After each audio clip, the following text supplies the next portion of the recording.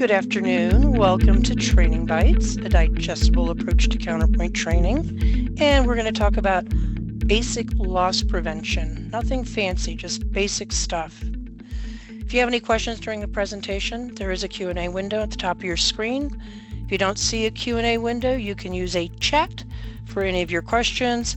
Stick around. I'll answer your questions at the end of the presentation. My name's Gina Thomas. I'm the training manager here at C&K Systems, and your hostess for Training Bytes. So let's talk a little bit about retail shrinkage. Like, what are the contributing factors to shrinkage? What are some signs of external and internal theft? And what are basic loss prevention best practices? That's for both internal and external. And is there any counterpoint reporting that we can flag possible internal theft? So that's the subject matter we're going to explore today, basic loss prevention. We'll talk about some statistics first because they're a little shocking, I think. We'll also talk about loss prevention best practices, both inside the software, but most of it happens outside of the software. And also some routine reporting within Counterpoint so you can monitor those things that happen inside the software.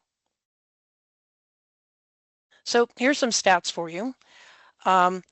So for most people, external theft is their largest shrinkage area, but it really kind of depends on the business. Some people might find that their internal theft is higher than external, but either way, it's a major chunk of your shrinkage. And that's followed not too far behind by losses due to administrative errors or losses due to vendor fraud. When it comes to external theft, there are many forms of external theft. They can be in the form of organized crime, for example. Now, we watch TV and we think of organized crime as this underworld activity. But organized crime is just a group of people getting together and planning on stealing merchandise from you. Usually somebody to distract you and other people to take the merchandise. Obviously, shoplifting is a problem. That might be one or more people. Bogus refunds. There are those customers out there that buy one and steal one and then return the one they bought because they have a receipt. Or there are those people out there that go to a thrift store or another store that carries the same merchandise you do, and they'll steal it and try and return it to your store.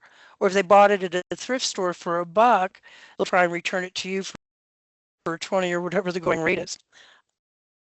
Another form of external theft is price swapping, where somebody takes the price tag off a cheaper item and puts it on a more expensive item. So all these contribute to your loss. Now, some red flags for external theft, and I was in retail for 20 years, so I do speak from a modicum of experience. If you have a clothing store and there are empty hangers in your fixtures or on the floor in the dressing room, that's probably a red flag that someone stole something. Or if you have merchandise missing off a fixture altogether, that's a red flag. I can't tell you, more than once in my retail career, I would see a fixture full of merchandise. I would turn around to answer a question for somebody. And then the next moment I turn around, that fixture is completely empty. Kind of makes you feel weird. I can't explain the feeling, but it's like being violated, right, in your own store. Empty shopping bags should be a red flag. If somebody comes to your store with an empty shopping bag, that doesn't make any sense. Or a bag from a store that is not in your vicinity. Like they come in with a Macy's shopping bag and there's not a Macy's for 50 miles around. To me, that raises a red flag. Defeated price tags, somebody taking price tags off the merchandise, you find them on the floor in the fitting rooms, or if you use sensors, you find sensors on the floor in the fitting rooms, probably a good indication somebody has stolen from you.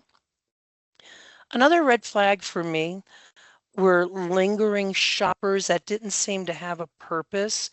Meaning I seem to spend more time watching the movements of myself and my staff more than they were browsing the merchandise. Another thing that would get my attention is people wearing bulky clothing, especially in warm weather, or even if it's cold out, bulky clothing that's always buttoned up. So, those are just things to pay attention to and observe. Internal theft is another combat you are fighting in your world of shrinkage. So your associates might be performing bogus refunds. Typically, when they do that, they're doing a refund to their credit card or to a friend's credit card, or they're stealing money by voiding a transaction that was paid for with cash, or they're manipulating holds or quotes to steal, or they're hiding merchandise. A trick that I used to see when I was in retail, someone would volunteer to take out the trash. Unbeknownst to me, there was merchandise in those trash bags, and so the associate would throw them in the dumpster and then retrieve them after work. Another form of internal theft are unauthorized discounts, associates giving themselves a deep discount or their friends a deep discount. So here are some red flags, that kind of make you want to look a little bit closer as to possibility of internal theft. Your cost of goods are increasing because you're buying more merchandise because it's the holiday season. Traffic is good, but your sales are flat, the same as they were last year, which, that should raise some concern. Or when you're running your sales report, like a sales by hour report, you notice that sales are consistently low when a certain associate or associates are on duty, or you notice a high rate of returns suddenly, or a high rate of voids. Cash over and shorts are happening frequently. And to me, a cash over is just as bad as a shortage. It just means the thief can't count. Or you're missing merchandise. You were in the stock room. There were 5 mugs there 5 minutes ago. Now they're not, and they weren't taken to the floor. So all of these should raise awareness for you. Also, administrative errors within Counterpoint, receiving mistakes, mistakes with inventory adjustments or transfers. Selling mistakes is probably one of your bigger enemies, along with receiving. If your salespeople are selling incorrectly, something that they didn't scan is walking out the door, and something that they should have scanned is still there. Physical count mistakes also contribute to these shrinkage numbers. Vendor fraud. And you might think, gosh, why would my vendor steal from me? I give them money for merchandise. Well, you might order a certain amount of merchandise and they short ship you and you don't notice and you just pay the bill for the entire order. Or they sent you what you ordered, but they charge you more than you thought, but you go ahead and pay the bill anyway. This also contributes to your shrinkage.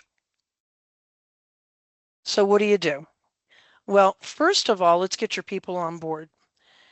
Your people have to be very aware of what your policies and procedures are about theft, be it internal or external, and it should be in writing. Maybe part of a handbook, maybe part of their onboarding, maybe you have something for them to sign off on that says, I'm on the same page with you, and I'm on the same page with the rest of my team members. You should have some general policies. To me, first and foremost, we don't want people to steal, but safety really comes first. And no one should physically confront or chase a thief.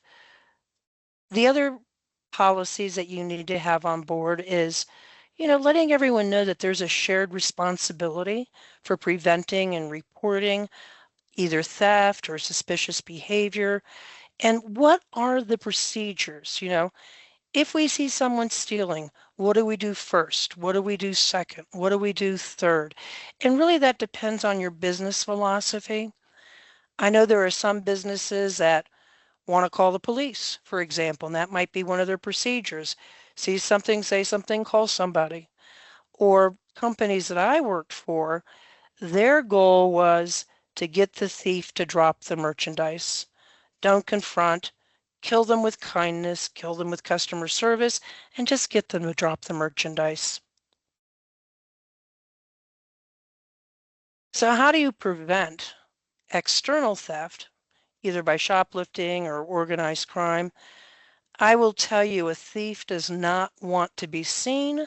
They don't want to be recognized. So it's very important to greet every customer as they enter the store. That's, and that does apply to most businesses. There's exceptions, but most businesses really need to greet customers. If you have a convenience store, that might get annoying. Stay visible and stay attentive. I like people to be on the salesperson if it's that type of business where you're not stuck behind a wrap stand, but you want to make sure you're seen and that people see you seeing them. If you have high value items, keep it in a secure area, behind a locked case, or at least within view. Keep the store and the aisles organized and clean. That way you maintain clear sight lines.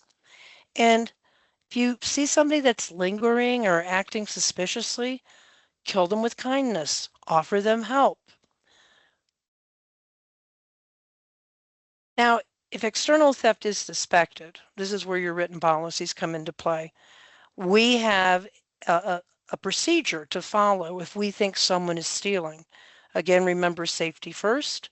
Don't confront the person. Stay calm and professional. Notify whoever you need to notify. Observe and remember details of their clothing, their actions, maybe the items that they were taking. And then if it's part of the policy, definitely document it. If you have cameras, preserve the video footage. But all in all, follow the procedures that were in writing that you signed off on. Okay, so for some internal guidelines on preventing internal theft, I don't think any single employee should handle all stages of cash or inventory. Um, it's nice if managers can perform some random cash counts and drawer audits. I believe that refunds, voids, and discounts should require manager approval, but that is not practical in all situations or in all businesses. So if it's not practical, then it's up to you to monitor the refunds, the voids, and the discounts. You want to make sure that your receiving people are matching deliveries to purchase orders before signing for them.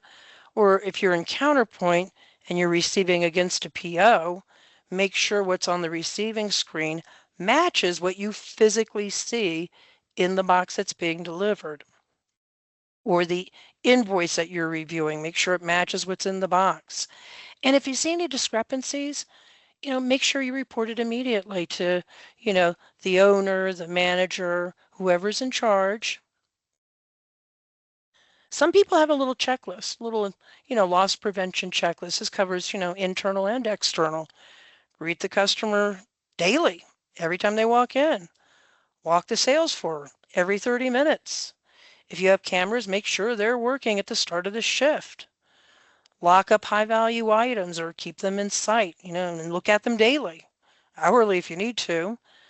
Perform a random cash count, on an unannounced day of the week. Review your audit reports, and I'll show you those today. Do it weekly, do it monthly, but do run those reports and review them. Try doing a random cycle count weekly. And of course, report all suspicious activity as needed. So processes and control is very, very important. First and foremost, your cashier training. They're the front line of defense. They sell incorrectly, your inventory numbers are off. If they're not paying attention to what they're scanning, they forget to scan something that's going to contribute to the shrinkage. So it's super important that they're trained properly and consistently. Again, make sure the vendor invoices match the receivers. Limit who has access to inventory adjustments. I work with some clients that let just anybody in the organization do an adjustment. In my opinion, that should be a highly centralized activity. Only trusted people have access to adjustments. Also analyze your past physical inventories because, the report's in Counterpoint already. Every single inventory you've ever taken is in Counterpoint. I would review those counts, and there's a way where you can target shrink areas within the report that I'll show you later. And also what I'll show you today are your auditing reports for returns, voids, and discounts, holds, and quotes. So in general, combating theft, and I hate to sound like a broken record, at greet and acknowledge customers, customer service. Again, the thief does not want to be seen. So if you have good customer service, greet and acknowledge, they're not going to feel invisible. They would like to. I like having 2 staff members on duty. I understand that's not practical for everyone because of payroll considerations, but where practical, 2 on duty, especially during peak times. If you don't know what your peak times are, there is a sales by month and day report and a sales by hour report in Counterpoint. Eliminate your blind spots as much as possible. Maybe consider a door chime that isn't obnoxious, that when someone walks in, you hear some type of sound that raises awareness that somebody has walked in and maybe you need to turn around and make eye contact with them. And, if budget allows, maybe consider cameras. Or if you really have a terrible theft problem, definitely consider cameras. Internal theft requires a little work on your part. Like, for example, your return report that I'm going to show you later. Call the customers that are on that return report. Make sure they had a satisfactory experience. Make sure the sales associate offered them an exchange. And I've made these phone calls, and every once in a while I would get this response. What? Who are you? I've never been to your store. All right, so that would have been a bogus refund. Not popular, but associate bag checks I think are also very important. And it's not that they're selective and only certain people get checked. If you're going to have bag checks, everyone gets checked. As you're locking up the store, as people are going off duty, purses, backpacks, bags. Also review your mark out of stocks before somebody actually does an adjustment to take them out of stock. So when you have merchandise that's returned that you can't resell, you probably set it aside and say, well, I did a return and that added it to the inventory. So at some point in time, I'm going to have to do an adjustment to take it out of stock, which is true, but review it, before the adjustment is made.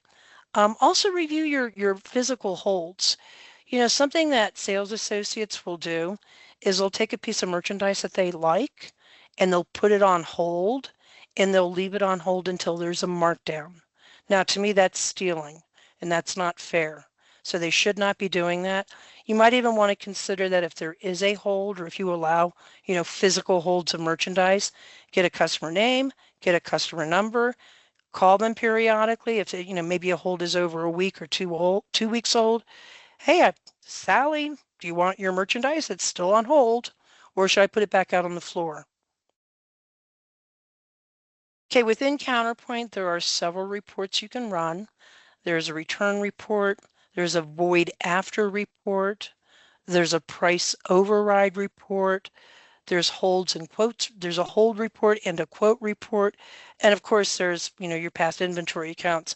So all of these can be utilized to help you combat internal theft. So I'm just going to close this and go into the software.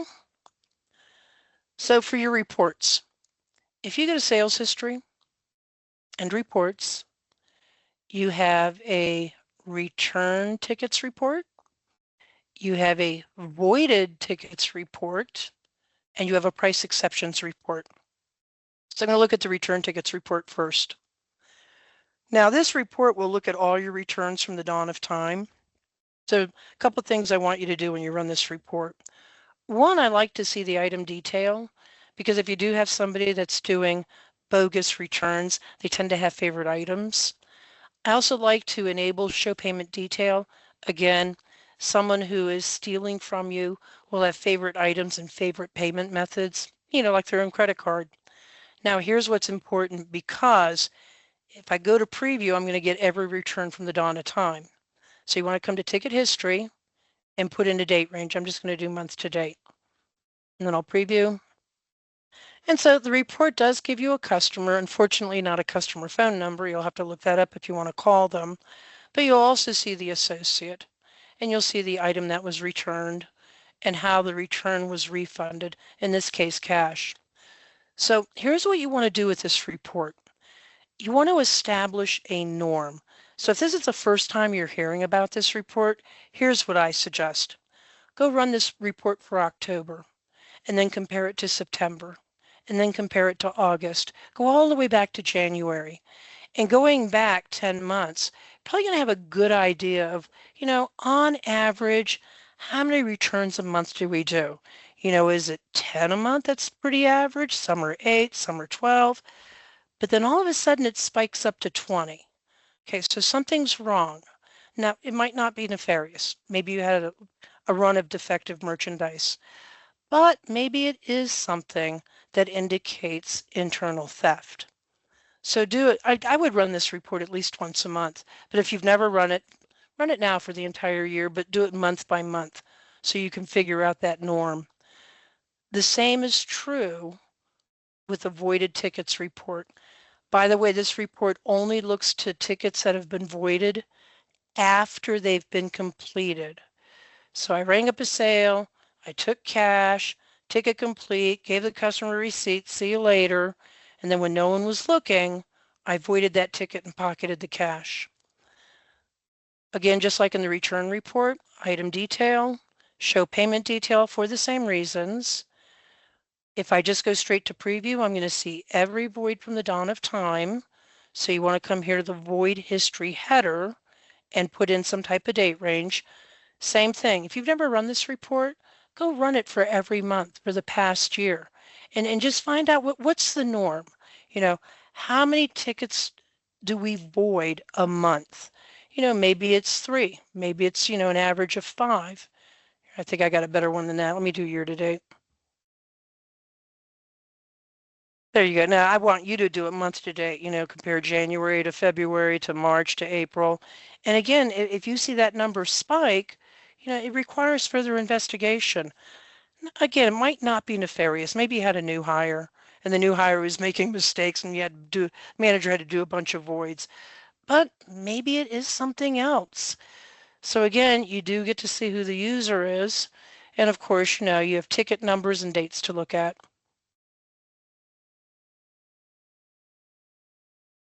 The other thing that causes loss for you is somebody giving deep discounts that they're not supposed to be giving. So there is a price exception history report. Now this only looks at price overrides, and those are the types of overrides that are done on the fly at point of sale.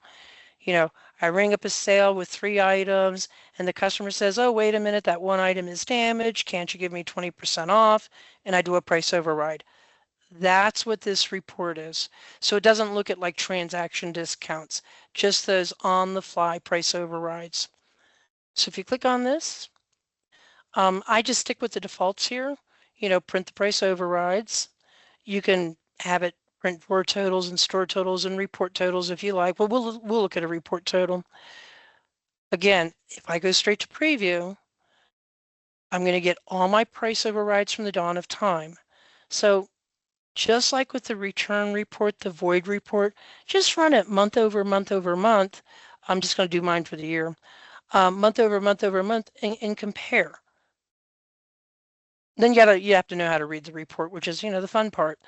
Obviously, we're going to have a ticket number and a date. Here's your ticket date. We're going to have an item and a description. But over here, you have price and normal price. Normal price is what it rung up as before the price override. Price is what it was sold for. And then that's all that's all displayed in extended values. And then over here in this last column, you can see the percentage difference, which in this case was 42% from the original price. So you could even focus on those percentages. Like here, I've got 162%. And I don't see any report totals, even though I enabled it. So if you don't see report totals, that's looks like it's normal.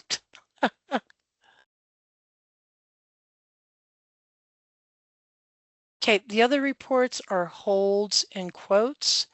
Again, your salespeople can manipulate these. The common tactic is they're ringing up a sale. They see the customer's going to pay with cash. They feign some type of computer issue. You know how computers are. And instead of cashing out the sale, they just take the money by hand, that cash money by hand, and they convert the sale into a hold or they convert the sale into a quote. And don't think you'll ever see it because in my experience, people are very bad about clearing their quotes and their holds, very bad about it. So they might get lost in the shuffle. So number one, keep your holds clean. Delete them at the end of the day, because they serve a practical purpose for a lot of people. Customer left their wallet in the car, they're coming back, I'm going to put it on hold. But if the customer doesn't come back by the end of the day, they're not coming back. Your quotes you should check every 30 days. If something is over 30 days old, it just needs to be deleted. So here's where you get these two reports. Point of sale, reports, holds report. Now, this report will just show you every hold that's in the system. And I would print line items just because I like to see the lines that are on hold. Then just go to preview. You don't need any dates or anything. So you can see I only have 2 holds in my system right now, but I can't tell you how many times I run this report with a client and it's 30, 40, or 50 pages long. So that's a problem. You can't they're not hurting anything, but it raises that red flag. Why do we have so many holds? Why aren't we clearing them at night? This is getting really cluttered. Now, unfortunately, if you're that company and it has 40 or 50 pages of holds, there isn't a mechanism built into Counterpoint to bulk delete them.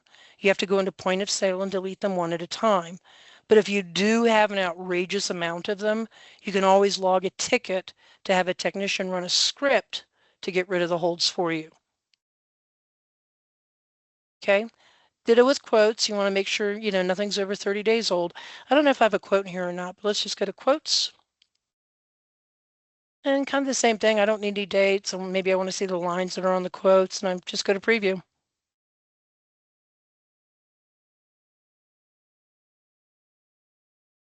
And it shall load. And so I can see here, I've got a quote back from May of 2025. And wow, if the customer hasn't come back in for that quote by now in November, they're not coming back. That's a candidate for deletion. Again, you got to log in a point of sale. You got to delete them one by one. But if you have, hundreds and hundreds of them, log a support ticket. Okay. The other report that I mentioned earlier was your physical count history. Anytime you post a physical inventory, it lives in history and Counterpoint forever and ever and ever. So maybe you want to go through the past 2, 3, or 4 of your inventories just to see if you can spot high shrink areas in the store. I mean, maybe you've got an area in the store where theft is always going on and it happens to be at your front door. That's usually where that merchandise lives. Maybe it's time to relocate it. So let me show you how to run that history report. You're going to go to Inventory, Reports, History, Physical Count History. Now, in order for this to be a good report, where you can spot high shrink areas, and actually it's going to be high shrink categories that you're looking for, but people tend to merchandise by category. So you're going to enable this switch called Group by Category. You're going to go into your event number lookup, and you're going to select one of your physical inventory files. And that's what this is. It's a list of all your physical inventories. And that's all you need to do, and then just preview. Then once you get the preview on the screen, I don't know if a lot of you use these binoculars, but they're pretty cool to search within a document. So click on the binoculars and type the word category, just simple category, and click on Find Next. Now, of course, Counterpoint finds the word category, and this isn't what we're looking for. We're looking for a category total. So if you click on Find Next again, you can see here's my apparel totals, When I did the create step, there was -1. I counted nothing. I'm going to find next again. Again, it finds the word. But then if I click on it again, you can see here, when I did the create step, there were 142. None were counted. So either I missed that section of the store or everything in that category was gone.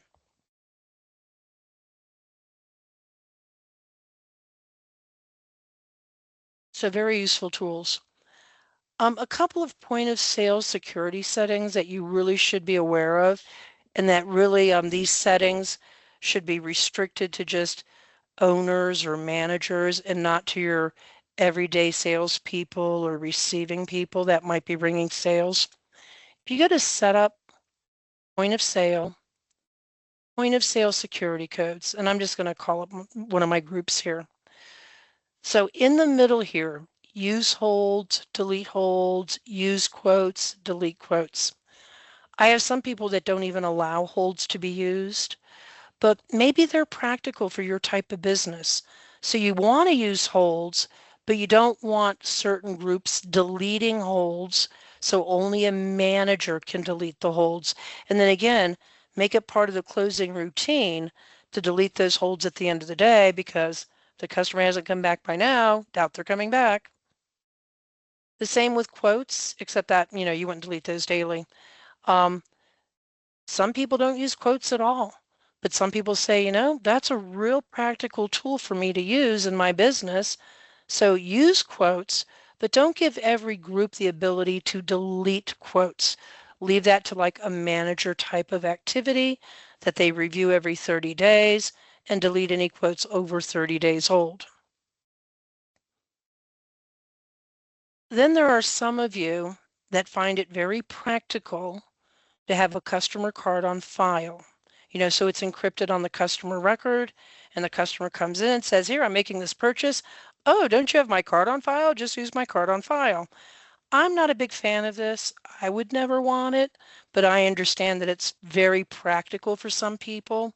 So that's fine, but it needs to be controlled, meaning this switch here, use customers on file credit card number, should not be enabled for everybody in the company, just your manager types or your owner types. They should be the only ones that are allowed to use that button.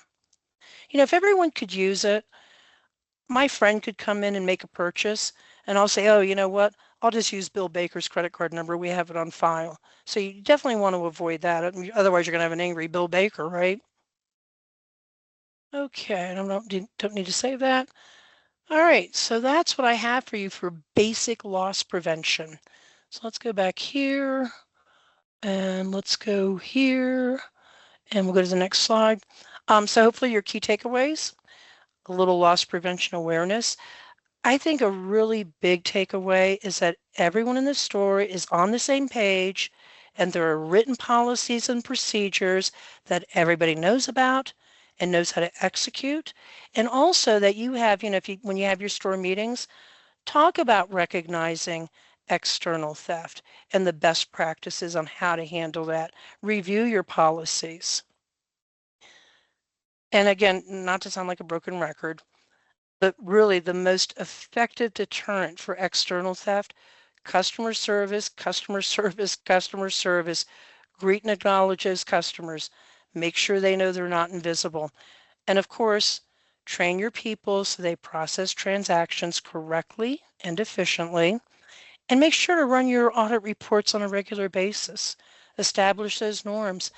And if you need to ask questions, like on returns, for example, ask them nicely, don't be accusatory, but asking questions raises awareness with your staff so they know someone is looking. But again, you got to be real nice about it.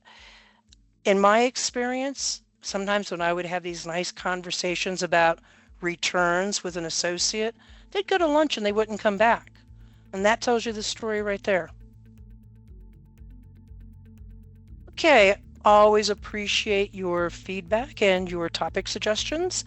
So this Friday, you'll get a link to the recording, and attached to that email will be a survey where you can give me a happy face or sad face, give me topic suggestions for next year. Or if you want to fill out the survey today, you can go to our website, www.cksystem.com/training bytes survey. Next month, well, it must be the end of the year because next month is physical inventory. That's on December 3rd. We'll talk about preparing for physical inventory. You know, there's preparation outside of the software and inside of the software. We'll talk about each of the inventory steps, and then we'll talk about physical inventory reporting. And if you want Counterpoint training tailored to your business, your data, give me a call at the main number extension 3, or you can email training@cksystem.com, or you can email me at jthomas@cksystem.com. Remember not to put an S on the end or I'll never get any emails. It'll bounce. Okay, now I'm ready for the Q&A. Let's see who has questions. Okay, I don't see anything in the Q&A. I'll check the chat. And I don't see anything in the chat. Okay. Well, thank you very much for attending. Does anyone have a last-minute question before I sign off? Okay, hopefully you found this informative, and hopefully I see you next month, December the 3rd. Everyone have a great rest of your day.